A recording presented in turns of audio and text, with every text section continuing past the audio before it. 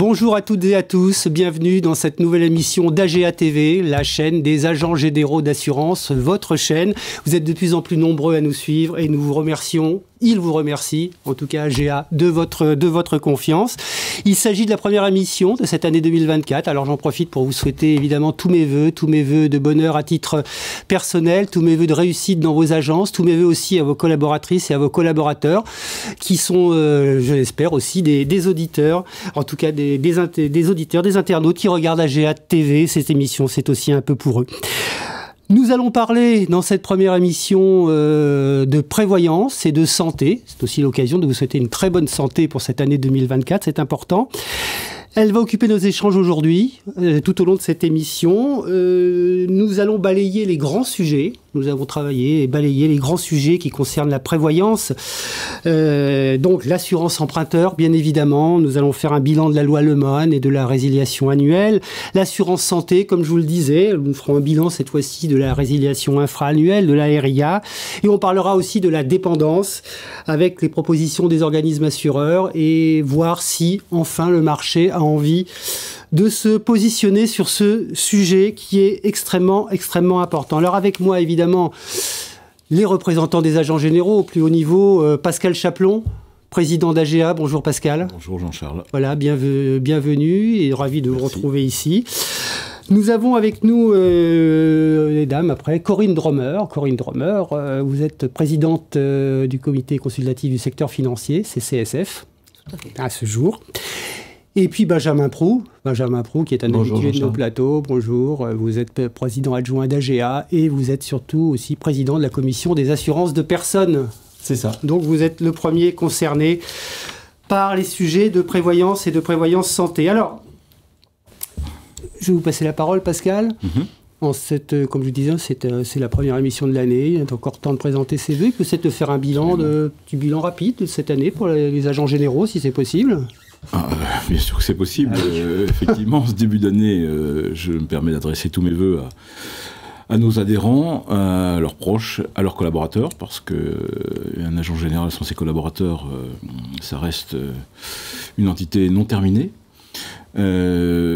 Effectivement, l'année 2023 était une année très riche pour la fédération AGA.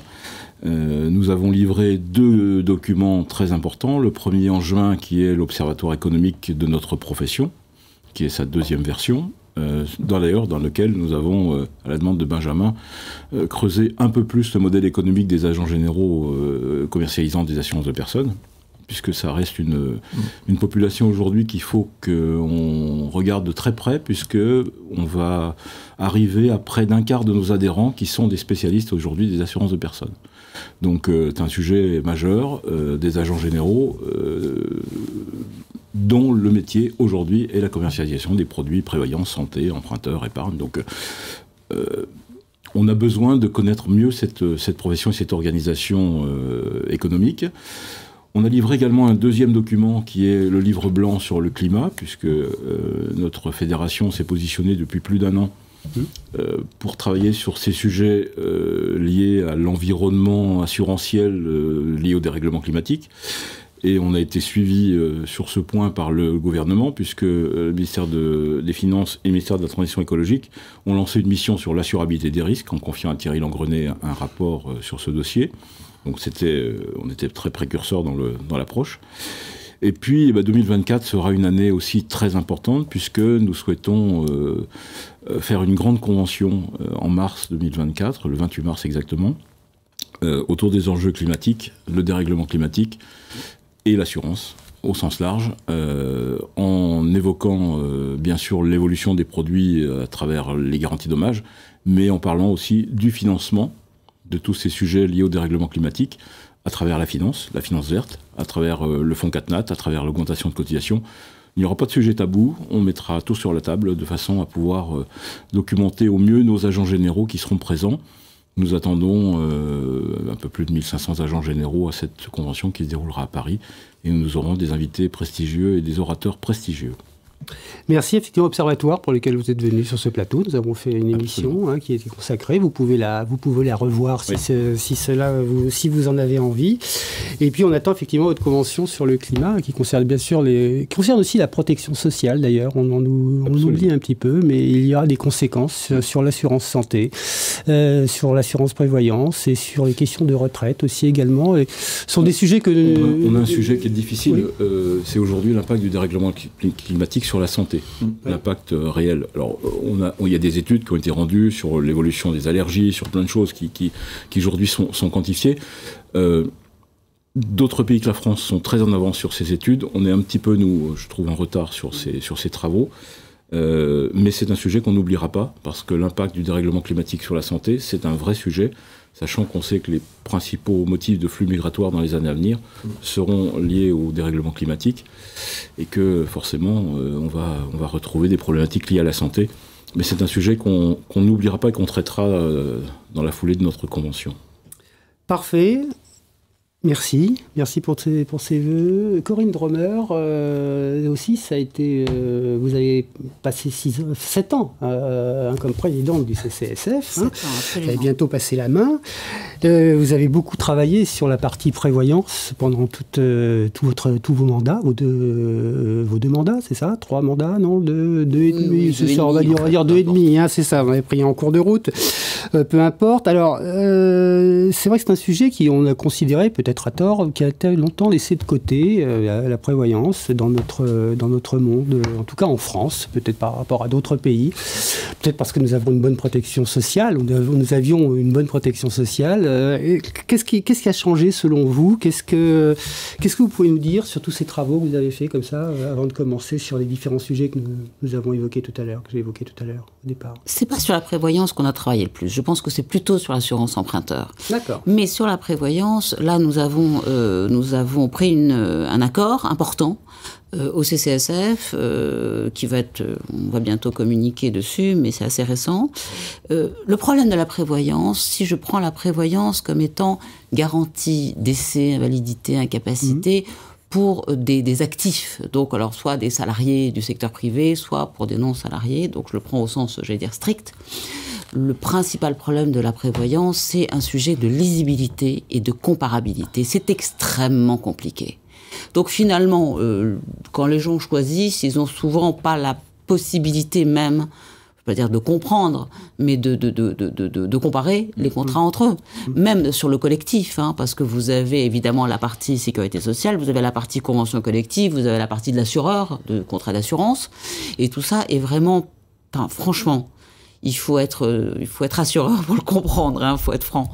Donc l'idée, là, ce que nous avons fait, et nous avons adopté cet avis en CCSF, ça a été de créer des tableaux de remboursement à l'image de ce que nous avions fait d'ailleurs sur la santé, pour aussi pouvoir rendre les choses lisibles et comparables.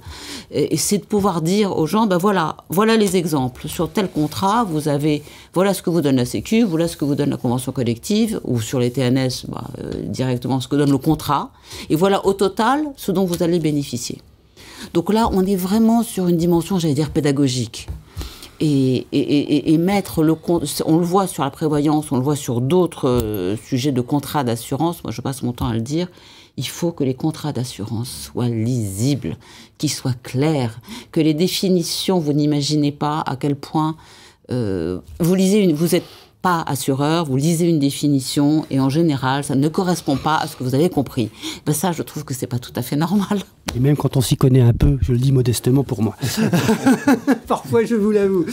Donc, il y a une question de lisibilité, de comparabilité, effective, pour nous permettre une meilleure comparabilité des contrats. C'est-à-dire qu'aujourd'hui, dans tout contrat, il faut effectivement un mode d'emploi. Et à l'heure actuelle, des choses ont été faites à travers l'Europe, à travers les fiches d'information, déjà, sur la partie essentielle du produit, à travers les DIPS, mais on peut aller plus loin. On peut aller beaucoup plus loin.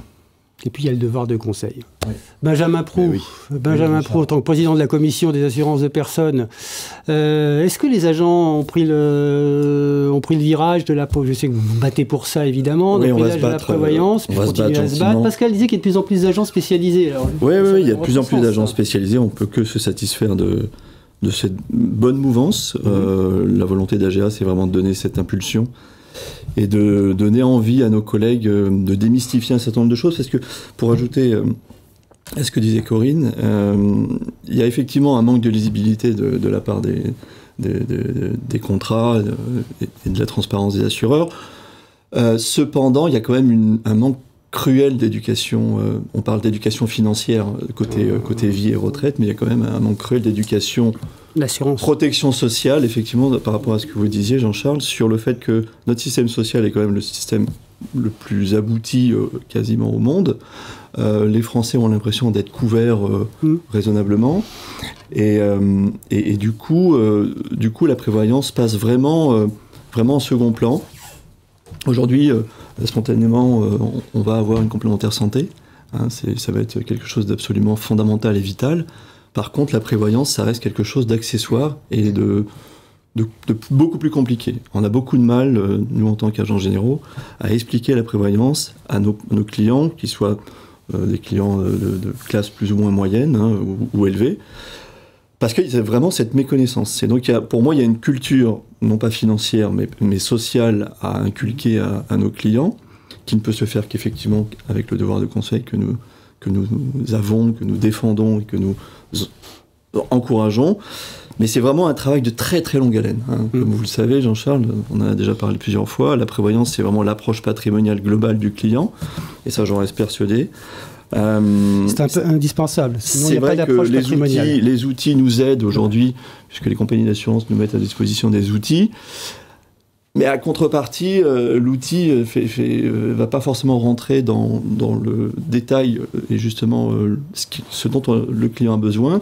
Et en termes de transparence, de lisibilité et d'explication, l'outil, ça reste un outil. Et donc derrière, il faut un humain. Donc il faut des humains, des distributeurs, des agents généraux qui soient formés, informés, qui puissent avoir aussi un recul par rapport à la réalité de ce qui peut fonctionner en termes de garantie prévoyance. Et c'est vrai que moi, pour ma part, ça fait plus de 20 ans que je pratique ce métier, c'est passionnant, mais ça demande beaucoup, beaucoup d'énergie. Et c'est vrai que c'est une garantie qui ne s'achète pas, c'est une garantie qui se conseille. C'est très rare qu'un client ou qu'un prospect tape à la porte en disant « Bonjour, je voudrais une prévoyance ». Généralement, c'est mauvais signe. Généralement, c'est mauvais signe. Donc, pour moi, il y a vraiment ce gros sujet. On en parlera peut-être tout à l'heure, mais on parle aussi, je parle aussi beaucoup aux TNS et notamment aux auto-entrepreneurs. Et là, il y a un vrai sujet de société pour moi, puisque selon les chiffres, il y a à peu près 1 million d'auto-entrepreneurs, enfin, on sait à peu près. Et là, c'est vraiment une population qui n'est pas assurée. Et qui n'est pas assurée pour tout un tas de raisons. C'est que c'est soit financier, soit un choix plus ou moins de se dire j'ai moins de charges sociales. Donc voilà, j'ai moins de charges sociales. On a le sujet de la loi Madelin qui ne s'applique pas, si on veut rentrer dans la technique, aux auto-entrepreneurs. C'est quand même un petit sujet. Et nous, on rencontre au quotidien des auto-entrepreneurs qui font le choix de ne pas s'assurer. Donc là, qu'est-ce qu'on fait ? Ce statut qui devait être temporaire, il y a quand même quelques années maintenant, est devenu un vrai statut de société, qui socialement est une catastrophe, puisque au-delà de la prévoyance, le système de retraite est pareil, enfin équivalent, il est inexistant, pardon. Donc oui, les agents généraux, pour répondre à votre question, prennent le virage. Comme disait Pascal, on a plus d'un quart de nos agents, enfin des agents, pardon, puisque c'est pas les nôtres, mais des agents généraux qui prennent le virage, et les compagnies d'assurance, surtout les compagnies d'assurance, poussent sur ce marché-là, et c'est tant mieux, puisqu'on n'a pas notre part de marché sur l'assurance de personnes. Par contre, il faut vraiment beaucoup de formation, c'est comme en dommage, puisqu'on reste persuadé qu'en dommage, là aussi il y a un manque de formation, notamment sur la partie gestion et indemnisation. Et c'est la même chose en prévoyance. Il faut savoir gérer un sinistre prévoyance, puisque le back-office n'est pas forcément toujours très évident. Envie de dire que finalement, cette formation, cette éducation pas financière, mais cette éducation assurance prévoyance, assurance protection sociale, c'est aux distributeurs de la faire et aux agents d'une certaine façon de la faire vis-à-vis de leurs clients. Mais comme vous dites, c'est long, forcément, c'est long. C'est long, ça demande du temps, ça demande de l'énergie, et il faut que les compagnies aussi prennent prennent le temps d'expliquer et d'accompagner leurs agents et les collaborateurs d'agence. Parfait. Eh bien, un message qui est pris. D'ailleurs, on pourra peut-être reparler d'ailleurs d'une prévoyance pour tous, comme il y a la santé pour tous les salariés. Peut-être parler de la NI prévoyance aussi, puisque c'est toujours un sujet qui est encore sur la table depuis maintenant. Je ne sais plus, la NI santé, ça date de quand maintenant dans ma mémoire, c'est 2013 c'est ça, 2013-14. Donc vous voyez, on a 10 ans, ça fait 10 ans qu'on doit travailler le sujet, ça fait 10 ans qu'il n'est toujours pas traité. La prévoyance, elle démarre beaucoup plus tôt. Aujourd'hui, dans une agence, quand on parle des garanties des accidents de la vie, on est déjà dans une garantie prévoyance. Et c'est une garantie de base que nos collaborateurs abordent avec nos clients. Qui n'est pas si simple à comprendre. Pas si simple, mais aujourd'hui, il y a un gros trou dans la raquette quand même. Aujourd'hui. Enfin, moi, j'ai pas envie d'être mis un jour en défaut de conseil parce que j'aurais pas parlé d'une garantie des accidents de la vie à un de mes clients. Les problèmes quand même que posent les garanties accidents de la vie, les GAV, c'est aussi des problèmes de définition sur ce qu'est un accident. Bien sûr. Et en particulier, je ne vais pas vous faire la cause extérieure, mais c'est un vrai problème. Mais c'est sûr. C'est-à-dire qu'on le voit à la médiation de l'assurance. Il y a énormément de remontées sur des litiges d'indemnisation sur c'est pour ça que pour moi, je précise que vous êtes présidente effectivement de la médiation. Du conseil d'administration de la médiation de l'assurance. C'est pour ça que quand on parle de prévoyance, bien avant d'arriver chez le TNS, on va parler de prévoyance à un client qui va venir assurer son auto ou son habitation, et on va lui parler des garanties d'accident de la vie. Et là, sur ces sujets-là, il y a du travail à faire pour faire évoluer les garanties. Il y a un réel besoin. On est là pour apporter une solution qui n'est pas couverte par le régime obligatoire. Mais sur ce point-là, on doit effectivement faire grandir nos contrats. Mais c'est un moment déjà très fort en termes de prévoyance. Au démarrage d'une relation client avec un particulier. Et je pense que là-dessus, il y a des choses à faire, pour moi, qui aussi sont très importantes. Je pense que ce sont des contrats qui sont effectivement techniques, qui méritent une explication, qui ont été banalisés par une partie du marché qui veut vendre ce produit sous forme d'un produit un peu gadget. Je parlerai des banquiers. Et je pense qu'aujourd'hui, on s'est retourné vers des produits qui sont des produits qui ne remplissent pas réellement le besoin auquel ils devraient répondre. Et de vouloir banaliser des produits de prévoyance, attention, danger. On en parlera dans l'emprunteur, c'est la même chose. Justement, je termine juste pour dire que pour les accidents de la vie courante, c'est 24 à 25 000 décès par an, c'est 6 à 7 fois plus que les accidents de la route. Donc oui, on doit commencer par parler de garantie accident de la vie, bien entendu, en tout cas au démarrage d'une relation. Alors parlons d'assurance emprunteur. On va commencer par l'assurance emprunteur, puisque notre sujet c'est santé, prévoyance, emprunteur. Alors commençons par l'emprunteur. Donc Corinne Dromer, je me tourne vers vous, parce que vous venez de publier un bilan de l'année 2023 de l'assurance emprunteur. Vous l'avez pris sous le prisme de la loi Lemoine, évidemment, entre autres. C'était la loi Lemoine qui nous demandait au CCSF de faire un bilan au plus tard 2 ans après la mise en œuvre de la loi. Donc on était totalement dans les délais. Et on a évidemment, comme c'est la loi Lemoine, on s'est essentiellement concentré quand même sur les effets de la loi Lemoine, c'est-à-dire la RIA, et puis l'absence de sélection médicale pour les prêts inférieurs à 200 000 euros. Voilà. Alors quel bilan vous qualifiez d'assez positif, même de très positif? Très positif, oui, bien sûr. Alors, dites-nous écoutez, c'est très simple. D'abord, les demandes de substitution ont explosé. Entre 2021 et 2023, on arrive à 80% de hausse des demandes de substitution. Donc, j'allais dire, le message est bien passé. Les gens ont tout de suite, les assurés ont tout de suite compris que la résiliation à tout moment, c'était tout de suite. Donc, effectivement, il y a eu un effet assez massif. Voilà. Alors après, le sujet qu'on a eu, c'est qu'on a regardé qui bénéficiait effectivement de cette substitution et de cette RIA, et on s'aperçoit que finalement, on est quand même sur un marché du côté des assureurs externes alternatifs qui s'adressent plutôt à ce qu'on appelle les CSP1 ou CSP+, donc plutôt des populations, des catégories aisées. Alors, les raisons, on peut les imaginer. Peut-être qu'effectivement, si vous voulez, les gens aisés, ils font un tiers, même pas, 27% de mémoire, des crédits immobiliers. Et quand on regarde qui est parti en substitution, qui a pris des contrats externes, là, il représente plutôt entre 60 et 70% des contrats. Donc bon, voilà.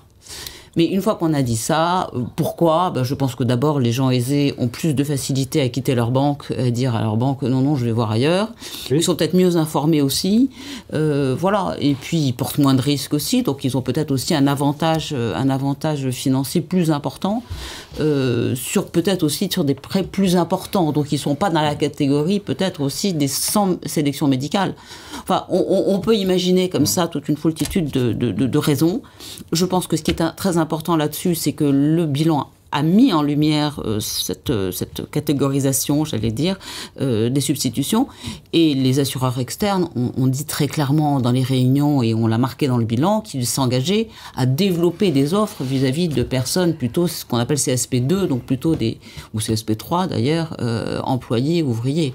Il n'y a pas de raison que les avantages, je veux dire, le gain de pouvoir d'achat qui était attendu de la mise en concurrence, de cette concurrence, il faut qu'il joue. Voilà. Alors ça, c'est le deuxième point. Le troisième point dont je peux parler, c'est aussi ce qui était dans la loi Lemoine, l'absence de sélection médicale. Et alors là aussi, surprise, il faut comprendre que les crédits immobiliers inférieurs à 200 000 euros représentent grosso modo 60% des crédits immobiliers.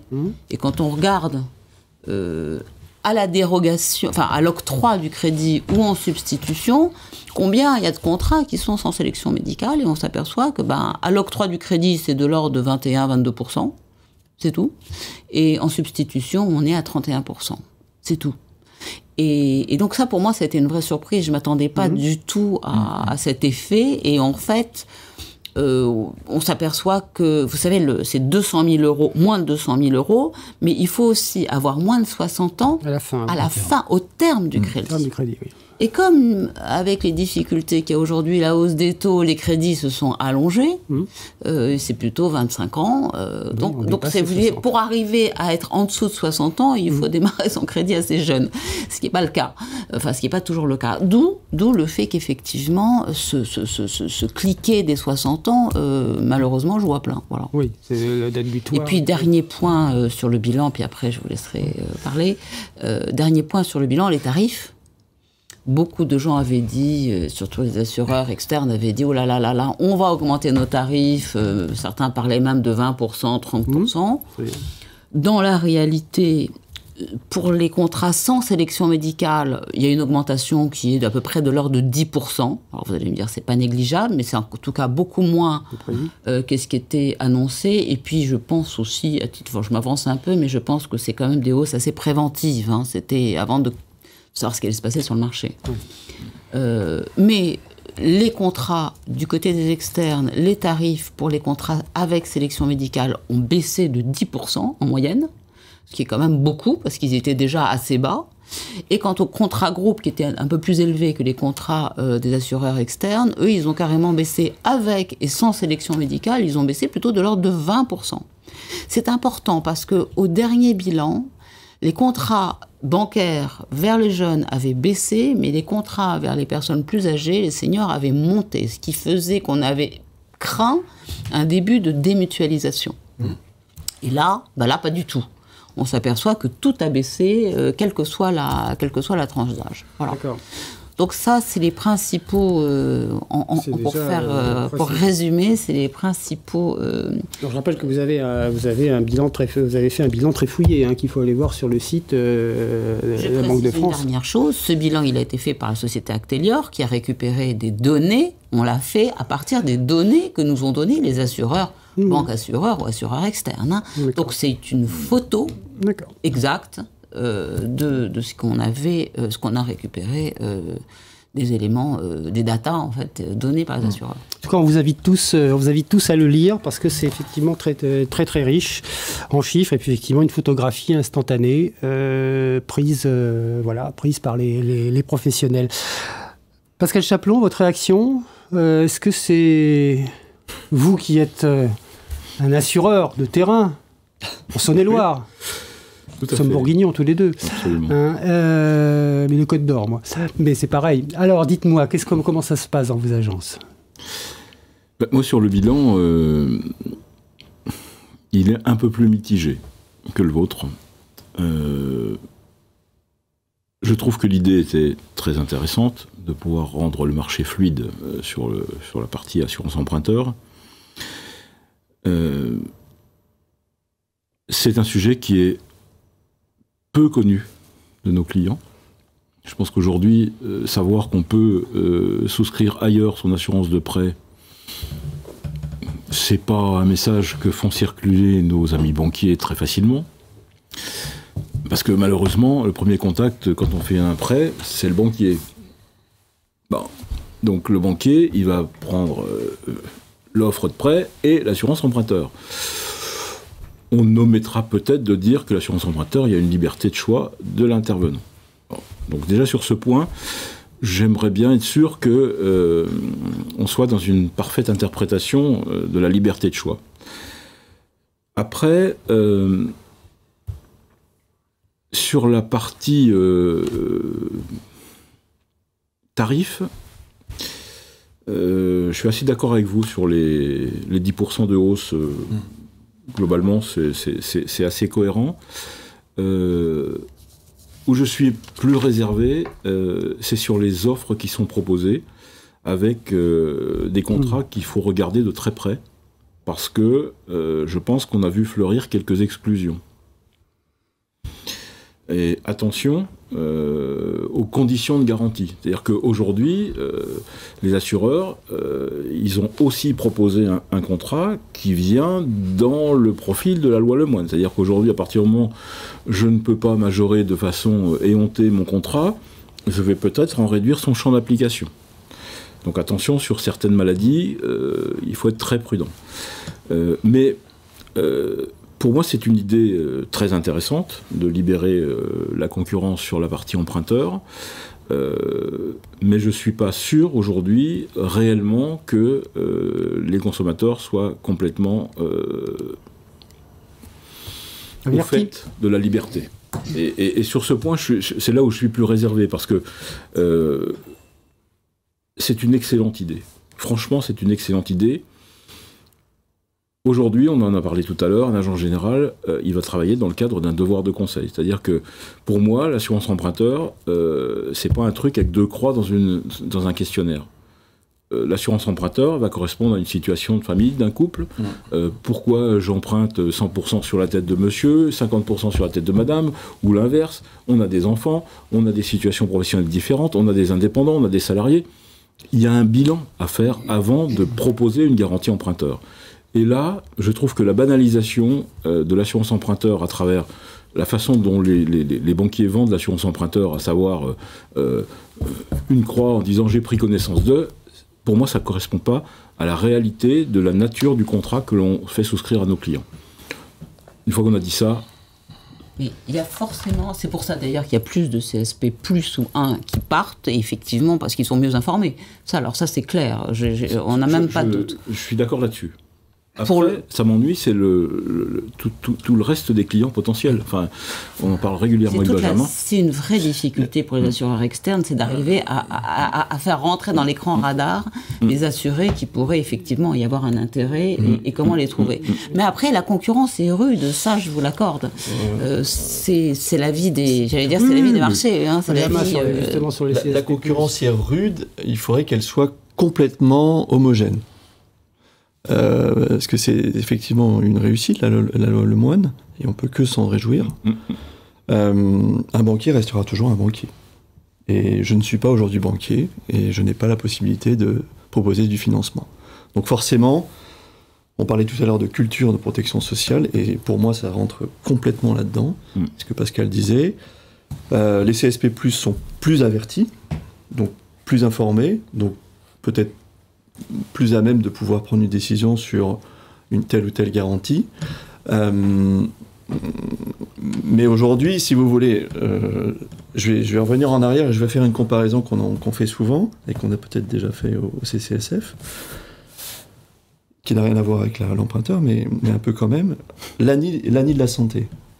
Moi, agent général d'assurance, je le faisais 0 € de collectif en 2014. 0 de production. 0. Ma compagnie mandante, qui est une compagnie assez assurance de personnes, me proposez pas aujourd'hui la gamme de produits et de solutions pour assurer la santé et prévoyance collective. L'année est arrivée, ma compagnie mandante m'a proposé toute l'offre collective possible, et on a remplacé toute la santé individuelle qu'on faisait par du collectif. Ce que je veux dire, c'est que qu'on nous cantonne au CSP+, c'est très bien. Pourquoi pas? Mais je suis capable, moi, agent général, et je le demande, puisque ça couperait court à tous ces sujets de culture, de connaissance, d'information, et de savoir qu'on peut s'assurer ailleurs, je suis capable d'assurer tout le monde. Des CSP 1, 2, 3, enfin, autant que vous voulez. On ne peut pas dire que les agents généraux peuvent se cantonner à tel marché parce qu'il serait plus lucratif que le premier.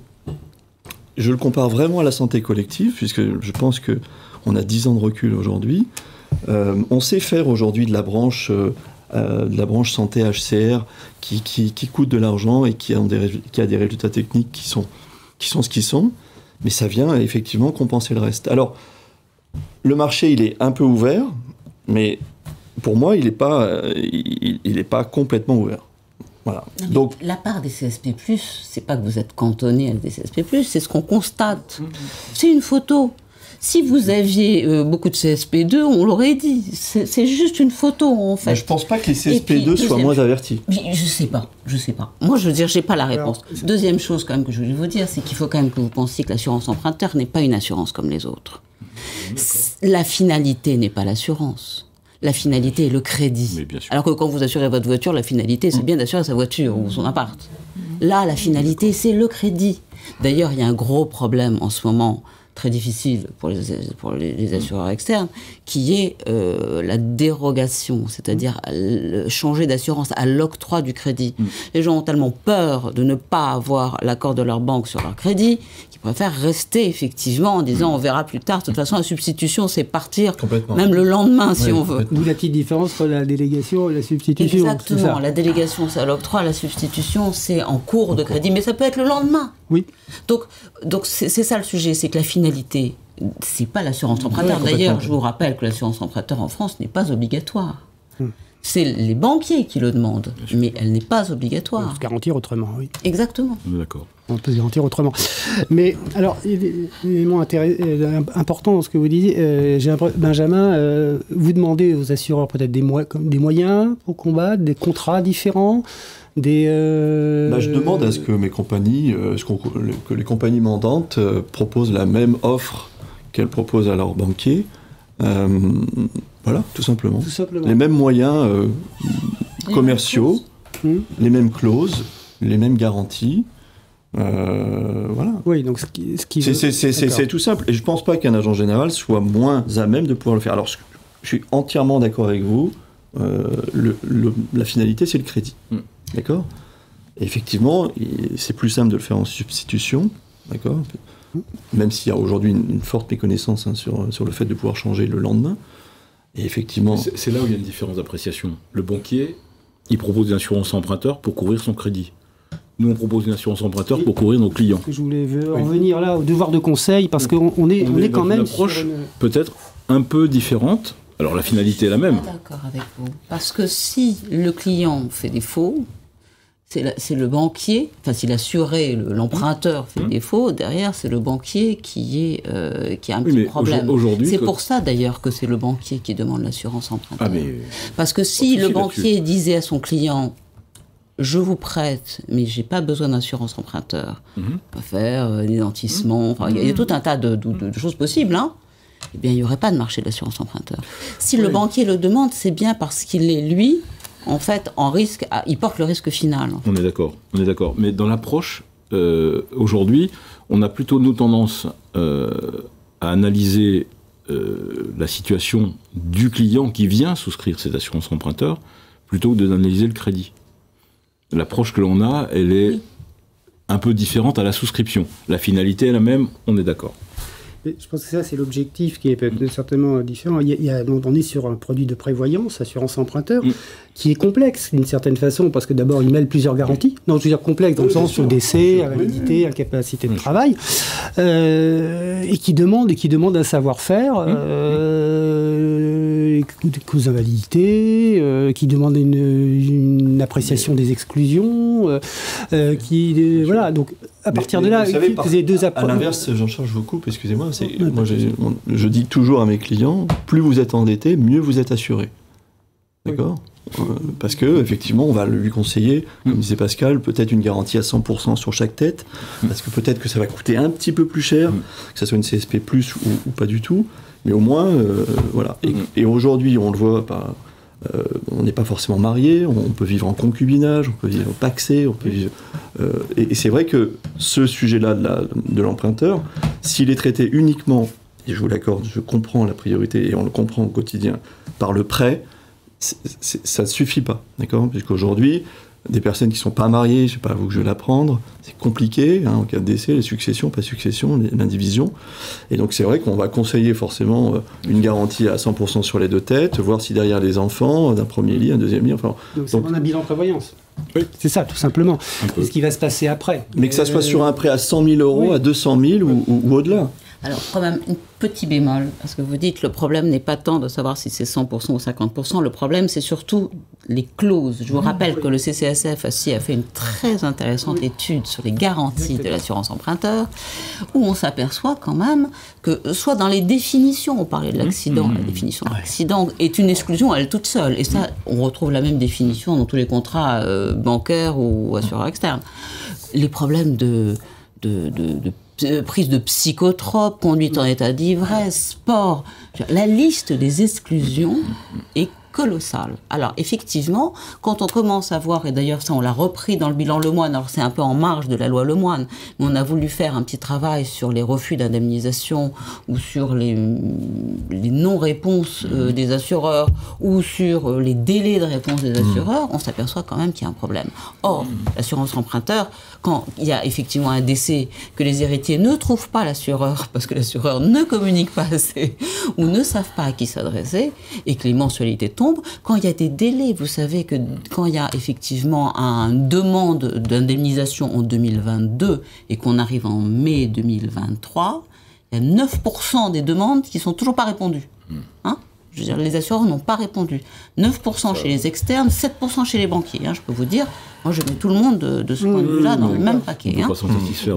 Pendant tout ce temps-là, les gens ont eu des mensualités qui ont commencé à courir. C'est pas possible. On est sur une assurance systémique. Il faut absolument avoir des clauses qui soient couvrantes, avoir des délais de réponse d'indemnisation qui soient, je veux dire, normaux, qui soient raisonnables. On a vu arriver des exclusions. On parlait justement avec des contrats en délégation. Oui, on a vu arriver des exclusions qui étaient à mes yeux illégales. Parce qu'une exclusion, je vous rappelle, il faut que ce soit clair et limité. Et on a vu arriver des contrats où on vous disait alors, on va vous couvrir, mais si vous avez une maladie antérieure, elle ne sera pas couverte. Ça, c'est pour les contrats sans sélection médicale. C'est pour les contrats sans sélection médicale, tout à fait. Et là, on a déjà commencé à communiquer un petit peu auprès des assureurs pour des assureurs qui avaient ces clauses. La finalité de la loi. Pour dire que c'était à mes yeux, c'était illégal. Ouais. Et ils ont, peu à peu, ils ont tous retiré, en fait, toutes ces clauses. Mais ça n'empêche qu'il faut quand même avoir des contrats qui soient plus couvrants. Je suis désolée de le dire. Je me bats beaucoup sur l'histoire de la définition de l'accident, parce que vous prenez une tuile sur la figure par grand vent, vous êtes couvert parce que c'est une cause extérieure, mais vous vous cassez la figure dans un escalier, vous n'êtes pas couvert parce que c'est pas une cause extérieure, c'est votre faute. Ça, c'est pas normal. Une jurisprudence abondante sur le sujet. Exactement. Ça ravit nos étudiants, enfin en tout cas ça ravit mes étudiants à la fac, mais juriste, pas forcément client, mais c'est pas forcément sain. Personne ne peut comprendre ça. Mais personne ne peut comprendre ça. Mais est-ce que globalement on a assisté, c'est ce que vous dites, est-ce qu'on a assisté globalement à une amélioration des contrats, ou est-ce que dites qu'il y a des exclusions qui arrivent. Bon, on a parlé effectivement pour ces contrats sans sélection médicale, mais du sport aussi, des sports de haut niveau qu'on peut trouver. Écoutez, on a fait une photo des garanties avant la loi Lemoine. Exprès parce qu'il y avait la loi Lemoine, on s'est dit, dans 2 ans, on refait exactement la même étude et on va revoir effectivement ce qui a bougé. Oui. Est-ce que les contrats se sont entre guillemets améliorés au sens sont plus couvrants ou est-ce qu'au contraire ça s'est détérioré et il y a plus de...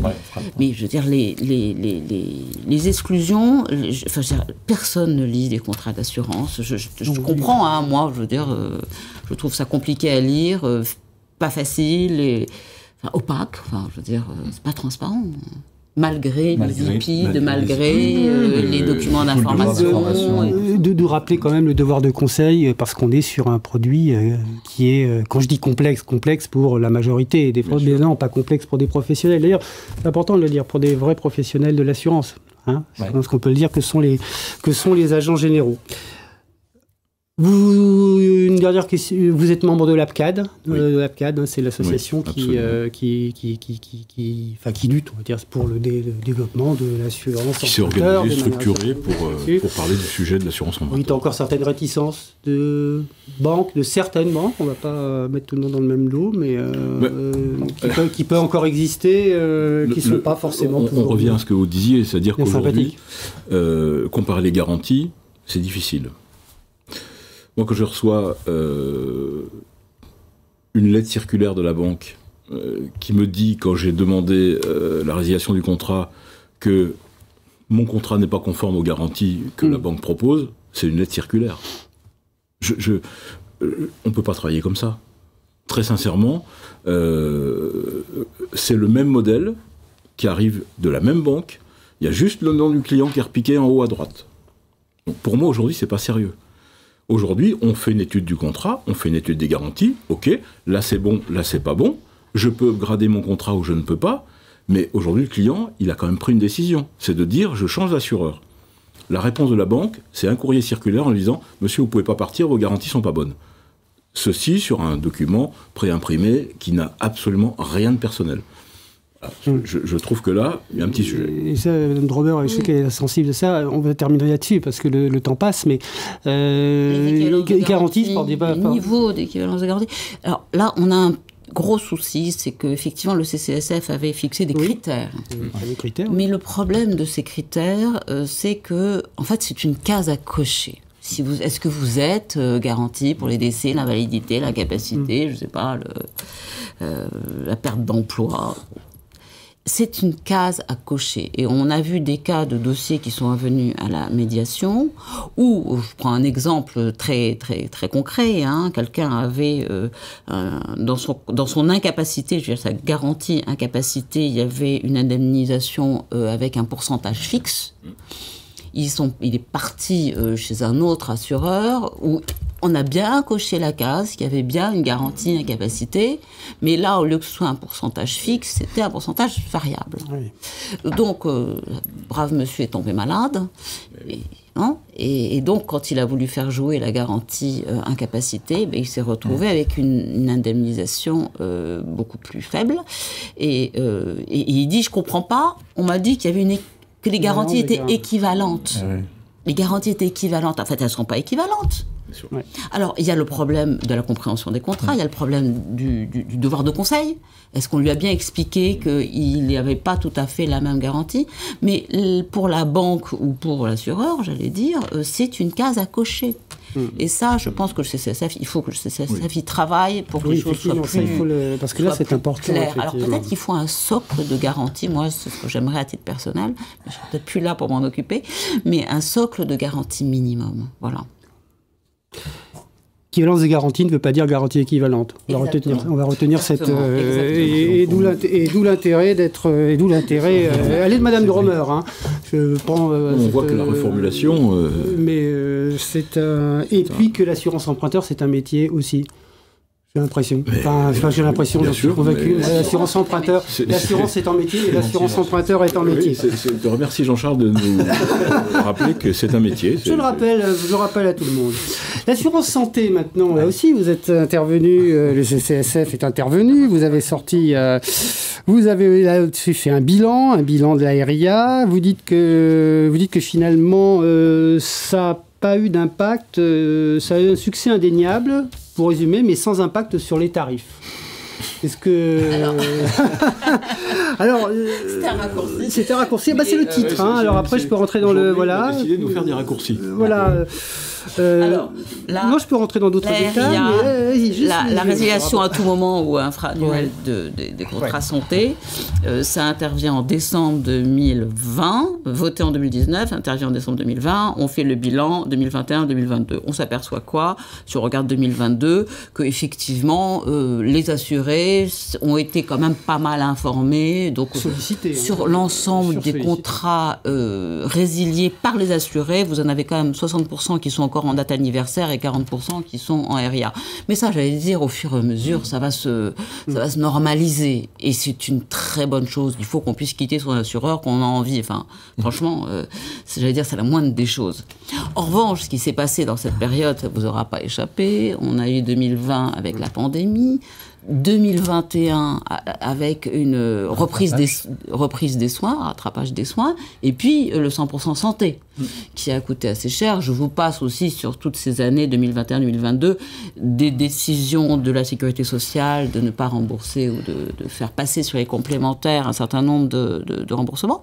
Donc tout ça a fait que, alors qu'on pouvait penser que la RIA allait avoir un impact, puisque plus de concurrence, sur une baisse des tarifs, la baisse des tarifs, évidemment, elle n'a pas eu lieu, et au contraire, il y a eu une hausse, en fait, des sinistres, une dégradation du ratio sinistre sur prime que vous allez nous expliquer.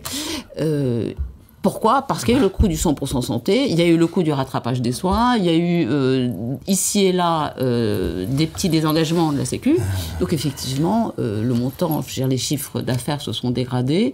Et du coup, derrière, en 2022, qu'est-ce qu'on voit ? On voit une hausse des tarifs. Et des hausses des tarifs qui sont quand même pas négligeables. On est pour les jeunes et les familles, c'est de l'ordre de 10, un peu en dessous, 10-12%. Et puis pour les personnes, les seniors, c'est plutôt autour de 13-15%. Voilà. En moyenne. Après, ça dépend de plein de choses. Mais c'est pour vous donner des ordres de grandeur.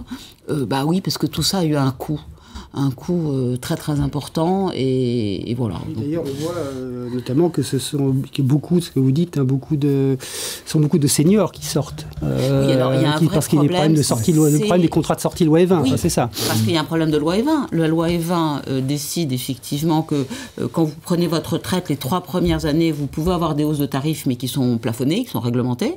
La 4e année, c'est libre. C'est libre. Et là, on s'aperçoit qu'effectivement, pour des gens qui ont des petites retraites, payer 150 ou 200 euros par mois, c'est pas possible.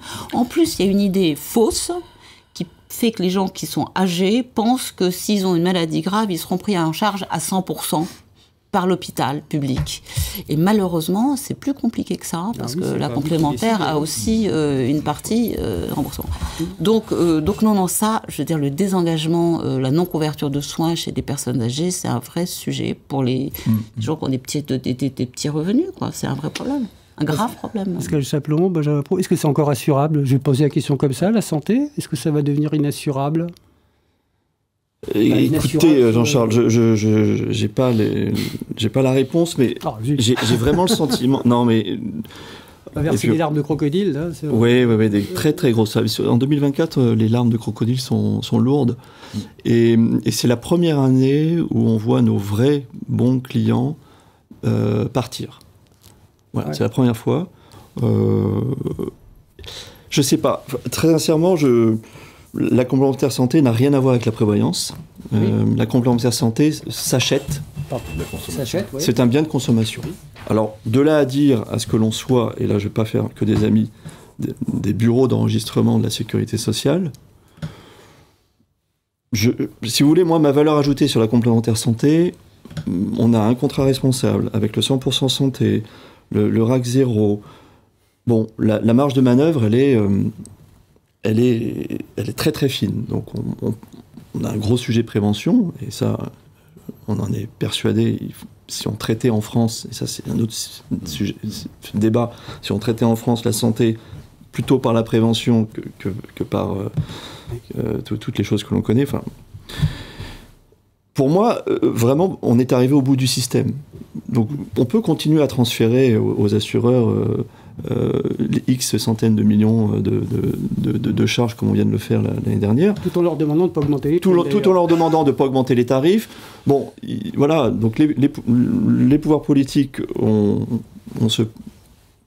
cette obligation de communiquer à dire que la santé ne va pas augmenter. Nous, derrière, les assureurs, sans rentrer dans les résultats techniques, j'ai pas la réponse à l'augmentation des consommations en France. On pousse pas nos clients à aller à la pharmacie, à aller chez le médecin, on les pousse pas.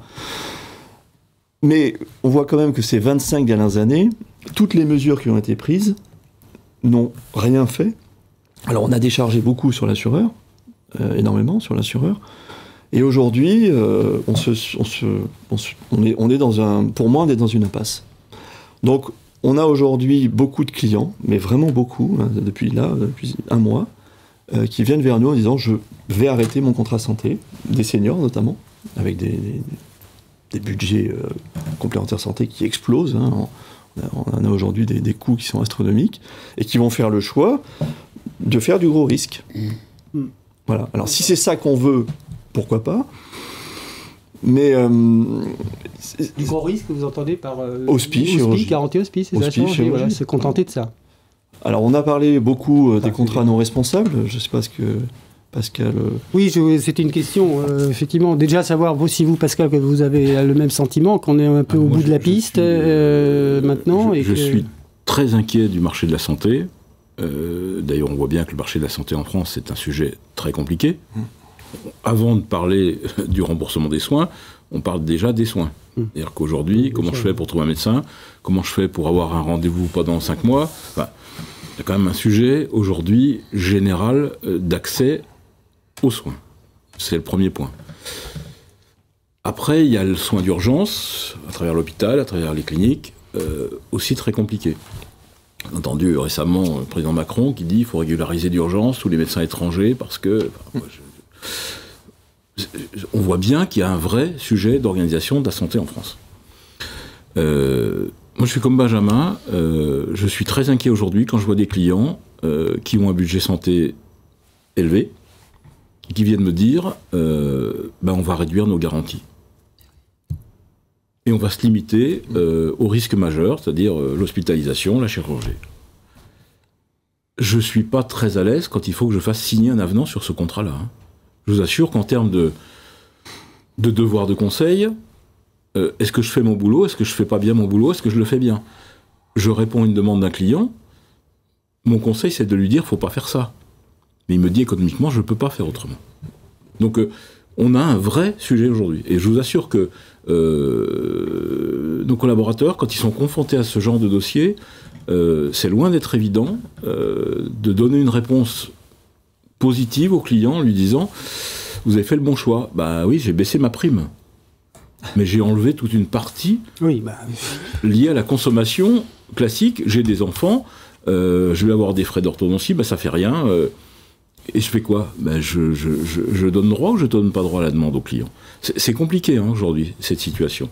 Et puis le marché des contrats responsables, le marché des contrats responsables. Alors justement, Sébastien évoqué. Est-ce que Benjamin, maintenant je vous renomme, vous voyez où j'en suis. Benjamin disait, et vous c'est Pascal évidemment. Benjamin parlait justement. Est-ce que le contrat responsable n'est pas en cause ? Est-ce que finalement ce contrat responsable est encore viable ou est-ce qu'il ne faut pas maintenant laisser une plus grande liberté ? Je pense qu'aujourd'hui, le modèle du contrat responsable, il est au bout. Une espèce de carcan. Mais oui, mais sur des sujets aussi complexes que la santé, le contrat responsable, je ne vois pas aujourd'hui quelle peut être sa pérennité. Très sincèrement. Le sujet de l'ANI santé est déjà très compliqué dans les entreprises, parce que on voit des entreprises qui vont souscrire la garantie socle, c'est-à-dire le minimum. Les salariés rentrent dans cette garantie, vont être obligés de reprendre des garanties surcomplémentaires pour retrouver la garantie qu'ils avaient avant. Donc, on voit bien que le sujet de la santé, aujourd'hui, il est très compliqué. Mais pour moi, enfin, je vais laisser parler un spécialiste, mais en ce qui concerne le contrat responsable, pour moi aujourd'hui, c'est un modèle qu'il faut absolument. Les sont prêts à répondre à des contrats non responsables. Je sais pas, poser un joker. Je sais pas, bon, je pose la question comme ça, mais joker, on a l'impression que c'est pas facile ni pour les uns ni pour les autres, parce qu'il y a des questions politiques derrière. On leur posera la question. Mais il faudrait qu'on leur pose la question. Sont-ils prêts ? Une proposition qui serait plus au-delà des problématiques des contrats responsables, c'est que je pense qu'il faut absolument revenir sur la loi E20 pour les personnes âgées et arriver à avoir un plafonnement ou une transparence sur le long terme, parce que quand vous avez 64 ans et qu'à 68 ans, ça y est, c'est parti, ça explose. Non, c'est pas possible. Il faut absolument revenir. Vous avez l'indice du coût de la consommation médicale plus les péages. Exactement. C'est-à-dire aujourd'hui. Donc je pense que c'est ça qu'il faut revoir. Il faut absolument que les gens aient de la visibilité sur ce que va leur coûter et de façon, j'allais dire, contrôlée et transparente en même temps. On rappelle bien que la sortie de loi E20, c'est-à-dire qu'au bout de 3 ans, les contrats, hop, ça devient libre. Exactement. Et ça, je pense que c'est pas une bonne chose. Là, on travaille sur les contrats de dépendance, ce qu'on va en parler. Parce qu'il reste un peu de temps, mais on va déborder parce que c'est passionnant. Il faut qu'on parle de la dépendance, mais de toute façon, ça va être lié. Mais les contrats dépendance, nous venons moi j'étais très très heureuse de cette décision. Donc le CCSF a adopté une recommandation sur la dépendance, qui est un moyen, la dépendance, alors les assureurs ont sûrement des chiffres très bien, mais c'est un vrai problème grave humain et financier. Quand vous avez des parents qui deviennent Alzheimer ou un parent qui devient Alzheimer, c'est une catastrophe dans une famille. Donc on a trouvé on propose une solution, la mise en place d'une solution qui est un financement par les assurances privées de la dépendance, avec un pool d'assureurs, avec une grille unique, avec des garanties uniques, et puis surtout avec une grille qui se perpétue tout au long de la vie, justement. Contrairement au contrat santé, vous allez connaître le montant de vos cotisations jusqu'à la fin de votre vie sur ce contrat solidaire qui va couvrir uniquement la dépendance totale, ce qu'on appelle GIR 1 et 2 dans la grille. Justement, pour revenir sur ce sujet. Oui. Juste, je termine, c'est que des assureurs avec un pool d'assurance pour gérer ce contrat et une gouvernance qui soit une gouvernance collégiale avec les partenaires sociaux, avec les associations, avec les pouvoirs publics, avec les assureurs bien sûr. Il faut absolument qu'il y ait une solidarité nationale qui se mette en place sur la dépendance. On est sur un problème grave. Voilà. On est passé sans transition, comme le dirait quelqu'un. De la santé à la dépendance, mais en fait, la dépendance, c'est un peu la continuation de la problématique de la santé. D'abord parce que, effectivement, c'est un déficit de santé, et d'autre part, la proposition qui est faite, que vous évoquez, par tous les organismes assureurs, cette fois-ci, toutes les familles, mutuelles, institutions de prévoyance, assureurs traditionnels, c'est donc d'amarrer une cotisation, d'amarrer une cotisation dépendance. Un contrat dépendance au contrat santé. Au contrat santé. Exactement. Donc, mais ça peut être séparé, c'est-à-dire par exemple pour quelqu'un d'âgé qui aurait abandonné les soins complémentaires santé, l'idée c'est qu'il puisse garder un contrat dépendance.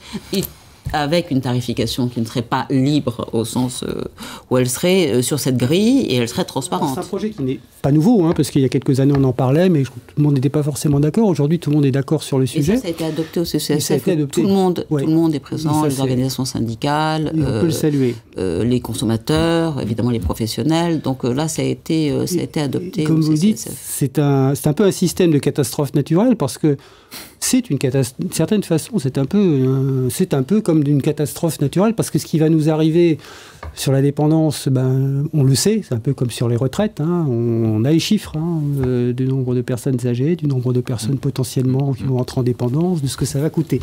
On a une cinquième branche qui n'est pas financée. Maintenant, il y a deux choses.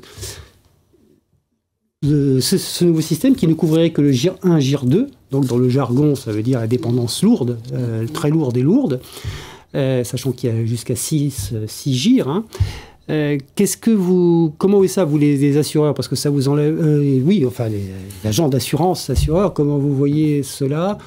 Ça vous enlève un peu une certaine façon une manne.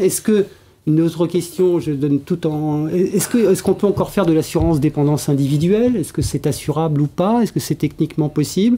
Voilà, je vous laisse toutes ces questions. Mais on a essayé déjà de faire de l'assurance dépendance individuelle. Et on voyait bien que le sujet était très vite une question de prix. Ouais. Aujourd'hui, le contrat d'assurance individuelle, il est infinançable par un particulier. Donc, moi, je suis ravi qu'on ait trouvé une formule qui dit on raccroche la garantie dépendance à autre chose.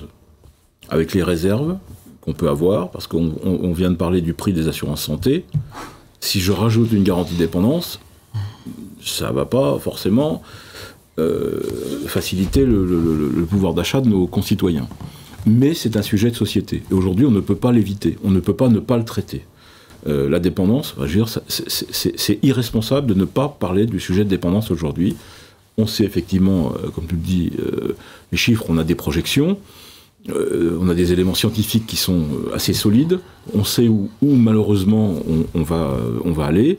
Donc moi, sur le principe de la dépendance, je trouve que c'est une excellente idée qu'on puisse aujourd'hui accrocher la garantie dépendance à autre chose. Alors, est-ce que c'est à la santé, est-ce que c'est à la prévoyance ? Je sais pas. Il faudrait un avis prévoyance, alors peut-être, pour le coup. Mais, il faut creuser le sujet. Et je pense que on y arrivera, j'en suis persuadé, mais on y arrivera en faisant une garantie qui sera inclusive à quelque chose. Autrement, on n'y arrivera pas. Et moi, j'ai essayé d'en vendre la garantie prévoyance dépendance. C'était où le client venait faire un versement unique en disant j'ai 100 000 euros, je les mets et puis je les bloque pour... où je me retrouve avec des cotisations qui vont être complètement exponentielles. Là, ce que nous proposons, c'est un système obligatoire. Oui. Parce que la vérité, c'est qu'on ne peut financer la dépendance que s'il y a une très large mutualisation. Si c'est mutualisé, mais bien sûr. Exactement. Donc, qu'est-ce qui fait une large mutualisation ? C'est ça. Après, il faut discuter entre les partenaires sociaux pour savoir si les entreprises, dans le cadre de conventions, peuvent effectivement en prendre une partie, s'il faut moduler selon les revenus aussi les cotisations. Mais l'important, c'est qu'il y ait une solidarité nationale, parce qu'on ne peut pas laisser les particuliers qui ont des revenus de 2 000 ou 3 000 euros prendre en charge un parent Alzheimer. Ils n'ont pas les moyens, ils ne peuvent pas se couvrir. Exactement pour ce que vous racontez. Il faut une solidarité nationale. Benjamin ? Oui, enfin, on peut vraiment que se satisfaire, pas se réjouir, parce que c'est pas forcément très réjouissant, la dépendance. Mais il faut absolument que ça soit effectivement obligatoire. Si ça doit passer par la santé, parce que la santé est mieux connue que la prévoyance, dont acte, mais c'est vrai que rajouter une couche supplémentaire de coûts, ça sera encore le rôle du distributeur et du conseiller, mais bon, ça nous fera peut-être changer un peu notre discours du classique de la complémentaire santé. Mais c'est un vrai problème de société, phénomène de société. On sait que les 5 dernières années de la vie d'une personne, aujourd'hui, coûtent autant que l'ensemble de sa vie. En termes de frais. En termes de frais, pardon, frais de santé. On sait aussi, je ne vais pas vous abreuver de chiffres, mais qu'une personne sur 4, au-delà de 80-85 ans, sera dépendante. D'accord ? Non, on préfère pas que ce soit. Bon, alors. Je me dévoue, Jean-Charles. Merci. Non, mais ce que je veux dire, c'est que on le sait. La 5e branche, non, a priori. Pas d'argent. A priori, il n'y a pas d'argent, et je ne pense pas qu'il y en ait eu depuis le début de l'année 2024. Ils sont du chaudron. Là, aujourd'hui, on a cette chance exceptionnelle, c'est que ces 3 entités se sont mises d'accord pour ce socle commun. Je pense qu'il faut vraiment qu'on y aille, il faut vraiment y aller. Et rassurez-vous, AGA, la Fédération des agents, on va pousser pour y aller à fond. Peut-être que ça sera compliqué à mettre en place, peut-être que ça sera beaucoup plus compliqué à expliquer à nos clients, parce que expliquer aujourd'hui que c'est un coût... Pourquoi aujourd'hui la personne qui rentre sur le marché du travail à 20 ans, vous allez lui expliquer qu'il va financer la dépendance, mais on va lui expliquer aussi qu'il finance la retraite. Oui. Et tout c'est peut-être lié aussi. C'est complètement lié. Donc ça fait partie, et on revient au début de notre débat, ça fait partie de l'approche patrimoniale globale et de cette fameuse protection sociale française. Voilà, donc c'est le package global auquel on est prêt à y aller. Mais de toutes les manières, il faut trouver une solution, puisque Pascal connaît mieux que moi les sujets climatiques. En plus, la recommandation du CCSF n'empêche pas que le jour où la 5e branche sera financée, qu'elle devienne une sorte de contrat complémentaire, au même titre qu'on a les complémentaires santé. Voilà. Mais là, ça on est sur un sujet... D'ailleurs, c'est vrai que dissocier par silo retraite, santé, dépendance. Si on le traitait d'une manière générale, parce que de toute façon on l'a vu, l'assurance santé augmente quand on est, ce qui est logique, jusqu'à la dépendance, qui est finalement la dernière phase de l'assurance santé, d'une certaine façon, puisque on ne peut plus rien faire, ou de prévoyance. Là, pour le coup, c'est un peu lié. Un ANI prévoyance, vous seriez d'accord, ou comme ça, là, je jette la balle au bon, comme ça, ou alors on refait une table, un plateau là-dessus. Ça, ce serait bien. Donc on refait un plateau là-dessus. Il faut travailler le sujet, mais ça fait partie de ce... Est-ce que, juste sur qu'est-ce qu'il faudrait maintenant pour que ce soit adopté, cette recommandation? Il faut que les pouvoirs publics l'acceptent. Qu'est-ce qui pourrait se passer? Rend deux types de décisions. Soit c'est un avis, et là, ça veut dire que c'est un accord de place, et c'est mis en œuvre par les assureurs ou les professionnels concernés. Donc c'est mis en œuvre avec un engagement de date et tout ça. Donc ça, c'est ce qu'on appelle un avis. La recommandation, c'est justement parce que ça ne dépend pas, ça ne peut pas être juste un accord de place.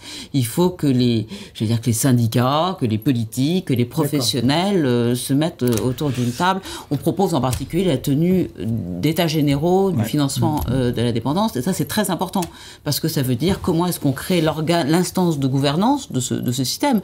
Il ne faut pas, par exemple, pour des raisons purement de concurrence, c'est impossible que ce soit les assureurs qui fixent les frais de gestion et la grille des tarifs. Ça, c'est juste pas possible.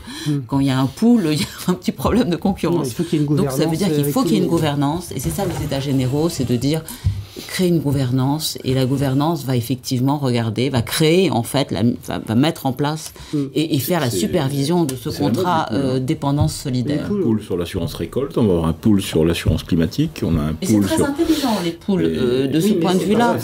C'est pas finançable autrement. C'est-à-dire, on va dire, la dépendance, c'est encore une fois, comme les risques climatiques. Il faut que ce soit les mêmes garanties pour tous. En plus, le jour où ce contrat serait ou sera créé, ça veut dire que instantanément, toutes les personnes âgées, par exemple, qui ont un contrat santé, auront automatiquement leur contrat dépendance aussi. Ça veut dire qu'on abandonne la liberté de concurrence? Ah oui. Oui. Ça veut dire les mêmes garanties pour tous et les mêmes tarifs pour tous. Et les mêmes rentes pour tous. C'est 500 €, c'est ça? On parlait de 300, 500. Mais après, tout ça, c'est des choses... Bon, après, à caler, effectivement. On ne peut que souhaiter un succès aux États généraux de la dépendance, en tout cas, s'il faut les créer ou les faire, c'est bien compris.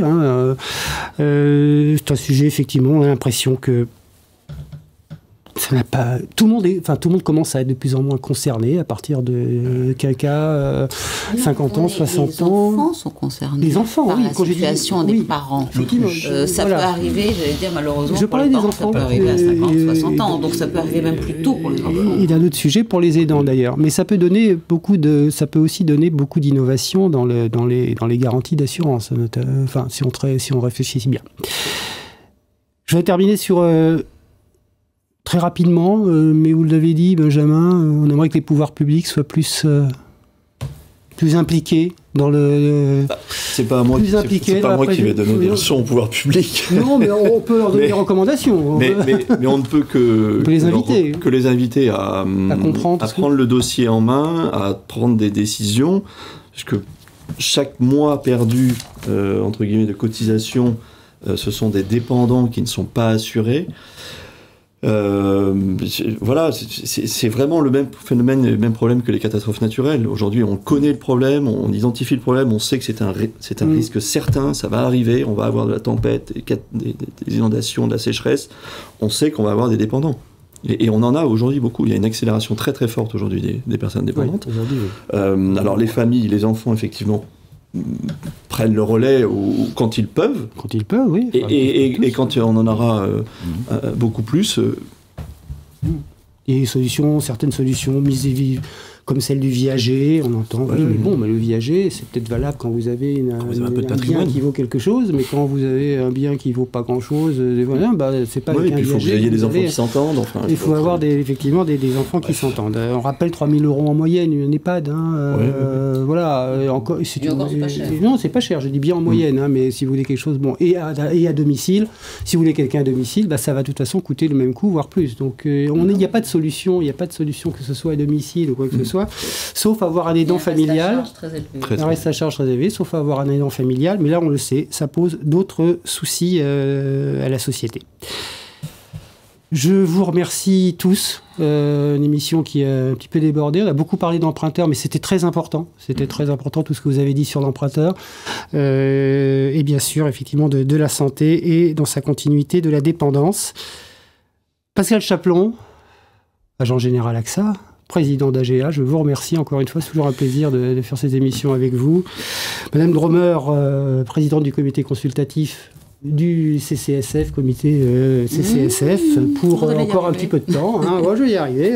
J'ai toujours peur de me tromper, mais pour encore un tout petit peu de temps maintenant. Pour peu de temps. Pour peu de temps. Vous allez bientôt passer le relais. Et Benjamin Proux, agent Swiss Life à Paris. Oui, pour encore quelques temps. Pour encore quelques temps, je pense. Et président adjoint d'AGA.